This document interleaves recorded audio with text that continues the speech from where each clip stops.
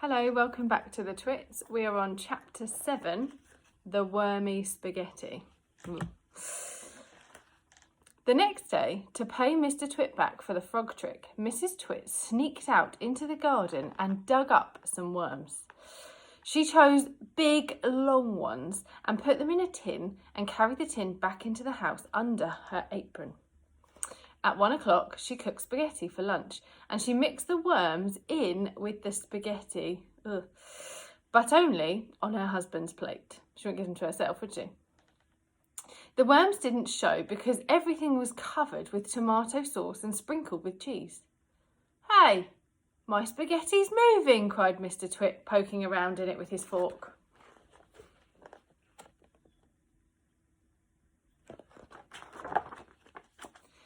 "It's a new kind," Mrs. Twit said, taking a mouthful from her own plate, which of course had no worms.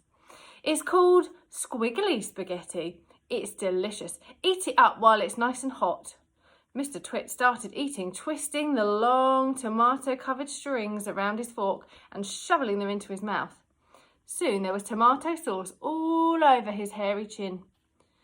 "It's not as good as the ordinary kind," he said, talking with his mouth full.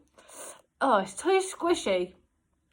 "I find it very tasty," Mrs. Twit said. She was watching him from the other end of the table. It gave her great pleasure to watch him eating worms. "I find it rather bitter," Mr. Twit said. "It's got a distinctly bitter flavour. Buy the other kind next time." Mrs. Twit waited until Mr. Twit had eaten the whole plateful. Then she said, "You want to know why your spaghetti was squishy?" Mr. Twit wiped the tomato sauce from his beard with a corner of the tablecloth. "Why?" he said. "And why it has a nasty bitter taste?" "Why?" he said. "Because it was worms," cried Mrs. Twit, clapping her hands and stamping her feet on the floor and rocking with horrible laughter.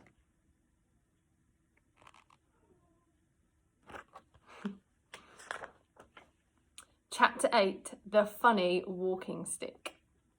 To pay Mrs. Twit back for the worms in his spaghetti, Mr. Twit thought up a really clever, nasty trick.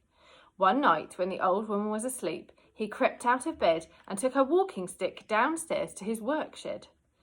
There he stuck a tiny round piece of wood, no thicker than a penny, onto the bottom of the stick. This made the stick longer, but the difference was so small the next morning Mrs. Twit didn't notice it. So the following night, Mr. Twit stuck on another tiny bit of wood. Every night he crept downstairs, he added an extra tiny thickness of wood to the end of the walking stick. He did it very neatly so the extra bits looked just like the old part of stick. Gradually, but oh so gradually, Mrs. Twit's walking stick was getting longer and longer. I wonder what that'll make her feel like she's doing. Now, when something is growing very slowly, it's almost impossible to notice it happening. You yourself, for example, are gradually growing taller every day that goes by, but you wouldn't think it, would you? It's happening so slowly you can't even notice it from one week to the next. It was the same with Mrs. Twit's walking stick. It was so slow and gradual that she didn't notice how long it was getting, even when it was halfway up to her shoulder. "That stick's too long for you," Mr. Twit said to her one day. There it is, all the way up to her shoulder. "Why, so it is," Mrs. Twit said, looking at the stick. "I've had a feeling there was something wrong, but I couldn't for the life of me think what it was." "Oh, there's something wrong, all right," Mr. Twit said, beginning to enjoy himself. "What can have happened?" Mrs. Twit said, staring at her old walking stick. "It must have suddenly grown longer." "Don't be a fool," Mr. Twit said. "How can a walking stick possibly grow longer? It's made of dead wood, isn't it? Dead wood can't grow." "Then what on earth has happened?" cried Mrs. Twit.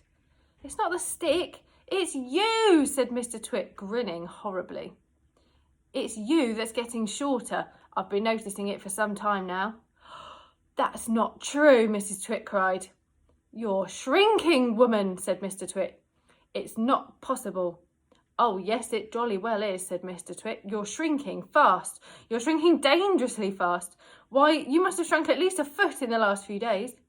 "Never!" she cried. "Of course you have. Take a look at your stick. you old goat, and see how much you've shrunk in comparison.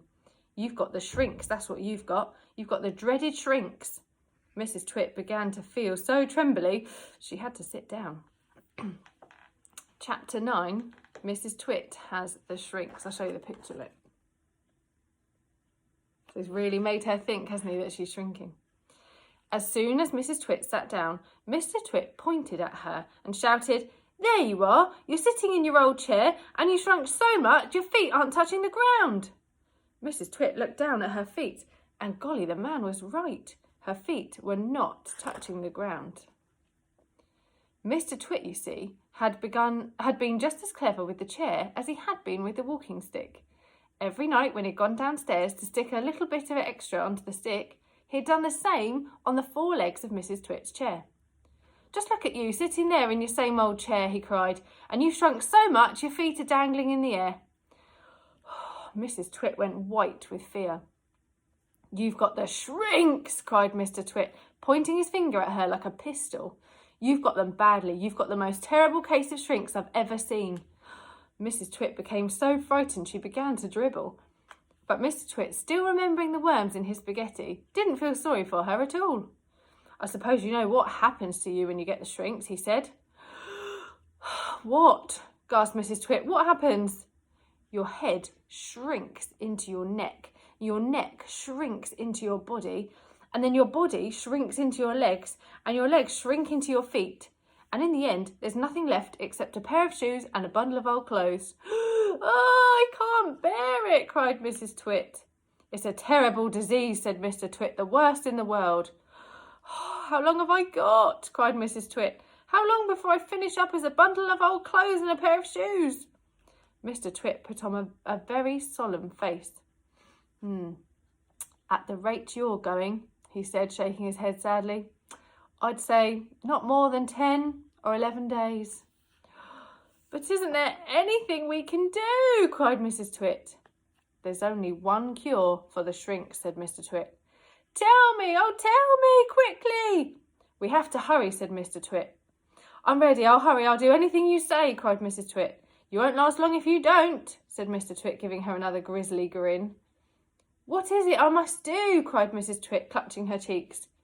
"You've got to be stretched," said Mr. Twit.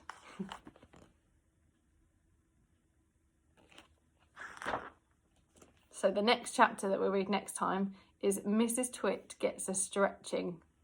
I don't think that would feel very good, would it? I'll see you next time.